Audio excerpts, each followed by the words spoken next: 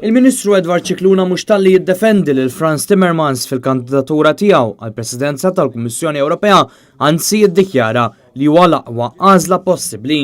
Dan meta Timmermans li huwa soċjalist kemm il-darba jintgħażel bħala President tal-Kummissjoni Ewropea se jkun qed iwettaq il-programm tas-Soċjalisti Ewropej li fost l-oħrajn jinkludi l-abort u sistema ta' tassazzjoni ugwali għal pajjiżi kollha Ewropej. Timmermans naħseb huwa bniedem kapaċissimu u għandu għamlu l-aħjar għażla il-Grupp Soċjalista fih. Kif jammet il-Ministru Cicluna stess, it-twemmin ta' Timmermans jirrifletti dak li jrid il-Partit Soċjalista Ewropew. Il-views tiegħu jkunu qegħdin jirriflettu tal-grupp politiku li jkun fih.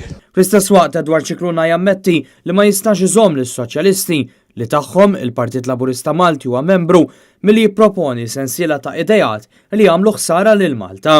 Min ma nistax inżommhom illi ma joħolmux bl-FTT u bid-digital tax u bil-harmonization. Jiddikjara wkoll li l-idejat tas-Soċjalisti Ewropej mhumiex ġodda, anzi ilhom sa mindu l-istess Cicluna kien membru fil-Parlament Ewropew, kariga li ħalla 6 snin ilu. Dan il-programm FMT Malta idla tafu jiena kont membru parlamentari. Matthew Mamo għal Net News.